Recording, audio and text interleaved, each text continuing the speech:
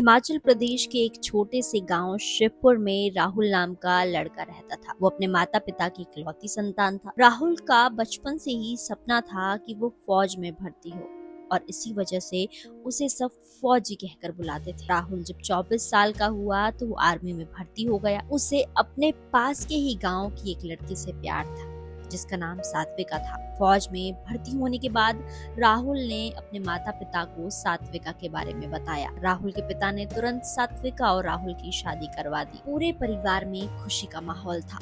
लेकिन एक दिन राहुल को फोन आया कि उसकी पोस्टिंग कश्मीर में हुई है और उसे तुरंत निकलना होगा। राहुल ने अपने साले, जिसका नाम सतिंदर है, उससे कहा कि वो राहुल की गैर मौजूदगी में उसके परिवार का ख्याल रखे। सतिंदर ने एक अच्छे भाई की तरह अपनी बहन और उसके ससुराल वालों का ख्याल रखा। फिर एक दिन ये पता चला कि सात्विका माँ बनने वाली है और पूरे घर में खुशी की लहर दौड़ गई।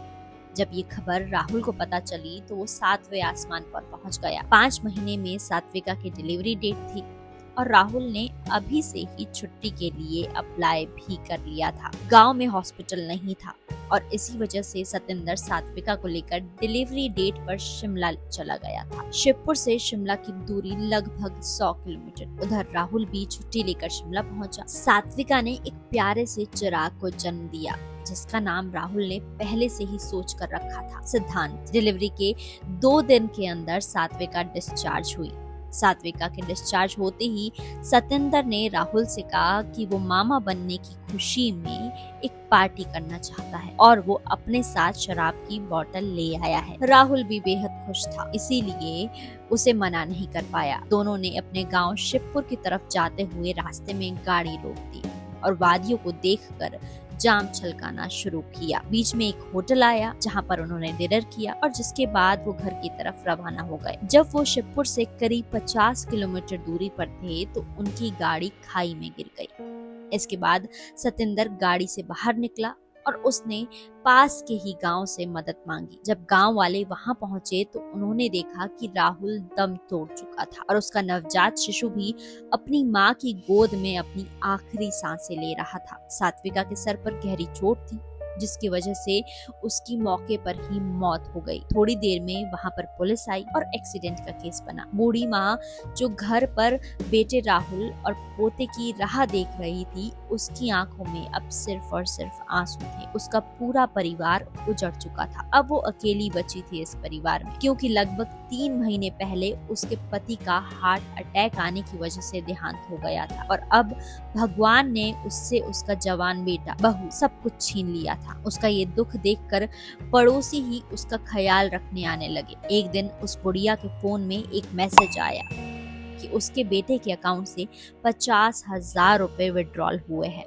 उसकी बूढ़ी आंखें उसे ढंग से न पढ़ पाई, इसीलिए उसने पड़ोस के एक लड़के को बुलाकर वो मैसेज पढ़ाया। वो लड़का मैसेज पढ़ते ही समझ गया कि कुछ तो गड़बड़ है। उसने बुढ़िया को बताया कि तुम्हारे बेटे के अकाउंट से किसी ने 50,000 रुपए निकाले हैं। बूढ़ी औरत को शक था कि उसके बेटे बहू के साथ कुछ गलत हुआ है, लेकिन वो लाचार थी, कुछ कर नहीं सकती थी और अब उसका जो शक है वो सीधा सतिंदर पर गया।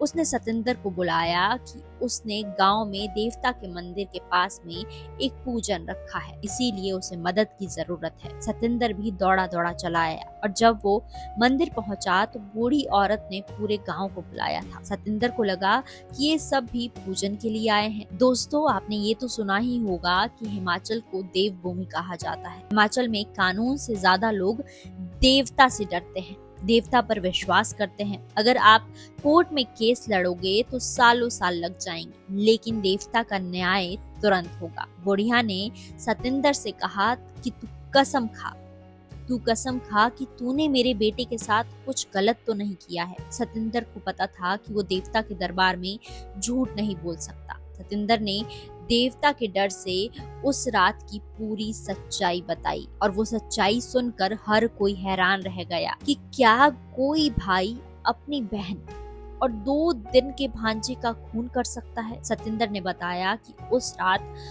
उसने गहरी खाई में उस गाड़ी को धकेल दिया था। सतेंद्र ने बताया कि उसने खाई के पास गाड़ी को खड़ा किया और वो टॉयलेट के बहाने से बाहर उतरा। गाड़ी को उसने न्यूट्रल मोड में डाल दिया था और गाड़ी से उतरते ही उसने गाड़ी में पीछे से धक्का दिया, जिसके बाद गाड़ी खाई में जा गिरी। बुढ़िया समझ नहीं पाई कि राहुल तो सतेंद्र को इतना मानता था, उस पर विश्वास करता था, फिर आखिरकार ऐसा क्या हुआ कि सतेंद्र ने ये सब किया। सतेंद्र ने इसके बाद बताया कि करीब 6 महीने पहले उसने राहुल के पिता के नाम पर 15 लाख रुपए का लोन लिया था और वो ये सारा पैसा जुए में हार गया था। जब राहुल के पिता को इस लोन के बारे में पता चला तो उन्हें हार्ट अटैक आया, जिसके बाद उनकी तुरंत मौत हो गई। और राहुल को भी ये जानकारी उस दिन मिली जब वो हॉस्पिटल में था। राहुल ने सतेंद्र को बहुत समझाया, बहुत भला बुरा कहा और ये भी चेतावनी दी कि अगर वो ये वक्त रहते पैसा नहीं चुकाएगा